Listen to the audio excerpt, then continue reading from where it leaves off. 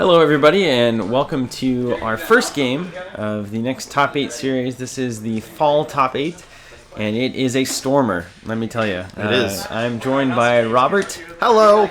And we are going to be giving a little commentary on the game you see in front of you.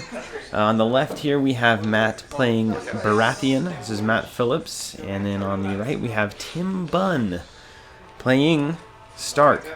He's from the Bunn clan. Stark Siege of House Winterfell. Bunn, playing his classic siege deck, which was one of his first, but now refined and Vastly elegant. improved. Right. It looks like Matt is playing a House of Dreams with the Iron Throne that auto-wins dominance. This is a pretty popular build out of Baratheon these days. Auto-winning dominance is not something to scoff at. It's not. You think it's just one power, but it's not, because there's a whole lot of stuff in Baratheon about dominance. So, If you win dominance, do X. do X, yes. So it's awfully important, and he's going to take full advantage of it with his deck. Let's hope so. Let's hope, because Tim's new siege deck, or revised siege deck, it's not really new, it's revised, is no slouch. It used to be kind of slouchy, but now it's in pretty good fighting shape. It was invariably slouchy for a while. Because it was, more or less, armies attacking stuff. But now, ooh, that's a horrible setup. It is a horrible setup. What is that location? Is that a Godswood? 2-cost Godswood and a Bolton Refugee. 2 gold, opening up really strong. To Matt Phillips, Refugee, looks like I think it's a Zelda the Light. Yes. I believe is what those things are. We also have a Gold Road or Sea Road or one of the +1 gold locations. Looks like we have One of his seas? one of the seas down there. And then Street of Sisters. Street of Sisters, yeah. So, hello economy. It's going to be good. Goodbye, It's going to explode. Starks. And if you know anything about Matt's deck, it's going to come at you like a tornado of teeth and fingernails. He rarely holds back. Matt is a very offensive player. He goes between crazy offense, Dothraki, and crazy offense, Baratheon. So Tim opening up on the right there with a power of arms, Matt opening up with a power of faith. It's which power reigns supreme today? We'll find out. That's right. The interesting thing here is that we didn't see any shenanigans from either of these players. They can't even spell shenanigans. I know Tim sometimes will... we got a Highland Refugee now is dropping as well. Uh-oh, refugees aplenty. Vale Refugee is there. The Seat of Power sees the board. Guess what? All these guys are going to get some icons. Well, not the refugees, of course. They don't have icons, but... Icons? The Zealot. Oh, the crest? There's Melisandre. Yeah, that's what my crests. Thank you. Melisandre's not what you want. No, I mean, Melisandre's always what you want. What is that? Is manner of that speaking. Acolyte of the Flame over That's there? right. So we have 3 holy crested characters. Melisandre, of course, this is the one that gives you an extra power whenever you win an unopposed challenge that is, I believe, power or intrigue, and then you get an extra power when you win dominance. So Matt is already going to get 2 for dominance with his Iron Throne in play. It almost seems like that's what he built a deck around. To think! To think, if only. To dream. Okay, Godswood, and then we have a Great Keeve over here on Tim's side. Is that what they invade on Shakespeare? 3 gold and a Refugee. So, this is the point in Game of Thrones where you start to ask yourself, Tim goes 2 into Shadows? And that's his gold, Now, more or less. There's a Defender of River Run, another Refugee. What else we got? This is not looking pretty. This is horrible. Yeah, because he has very poor icon spread. Not having a power icon right now is terribad. So we're going to see what he can do with it. And it looks like Matt will actually have military strength supremacy because of his power of faith. I'm doing the math in my head. Yeah, I think so. Yeah, totally. He's going to drop what's that? Sirio out. Sirio. Alright. Tim needs some events here to really swing some things in weird ways. In very weird ways. He does have a 2 claim that he needs to get off, but Matt's not going to kneel for anything. Here comes that first challenge, but what it's kind? intrigue. I imagine it's yeah, intrigue. It's got to be.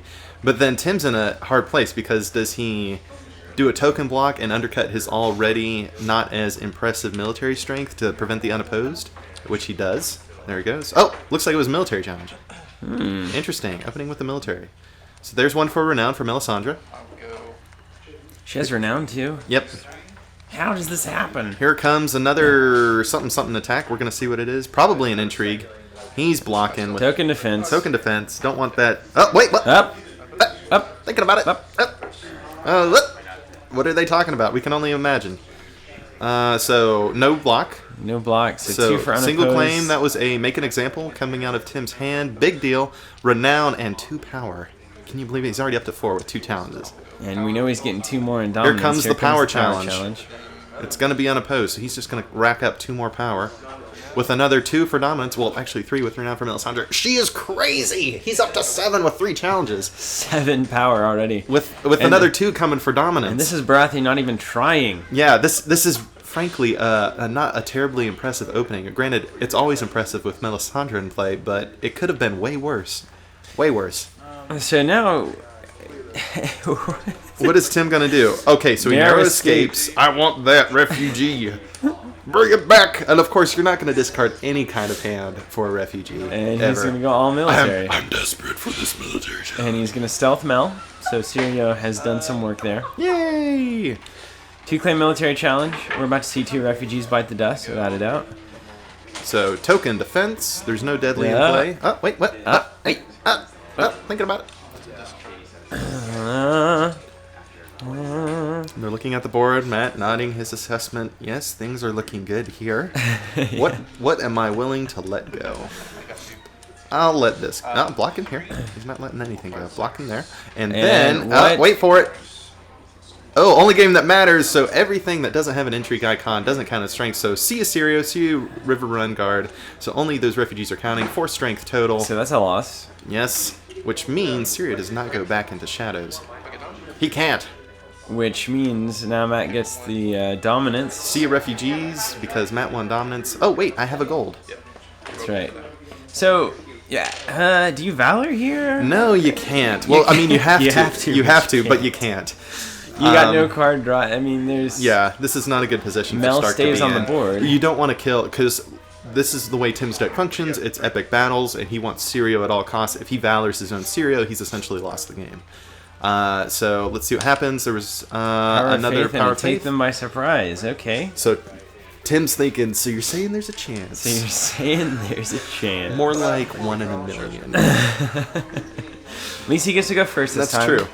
The Starks get to go first. That's a big deal. That's good. That means that the Power of Faith is going to be a little bit less effective, though still quite effective. How about that card? Also worth noting that Tim is one of our beloved Covenant Store employees and friends and roommates. He's a lot of things to us, so that's why we're giving him an especially hard time. We are giving him a bit of a hard time here. He's also getting rolled. What is that? I've not seen that card. I'm sure the Bastards Boys. That's right. The new Bolton Army. Yes. Okay. It's hard to recognize. There's a lot of light on that card from this angle. It's true. It's just like shades of gray in a white field. So Tim dropped a big army here. That's good. Frozen, Frozen solid. Gotcha. See ya. Matt, put the Frozen Solid on top. Then you won't forget about it. That's right. That's what I always do, at least. I like to forget about Frozen Solid. I wish I could. But you gets can't. Another dupe, looks like. Yep. She's sitting pretty. Ooh, another gold location. What else we got? He can afford anything he wants. He hasn't paid for anything yet. Economy going on strong. Okay, so there's what, 1 or 2? I don't know. 2 gold. Altar of Fire. Altar of Fire. Not what you want to see. Great.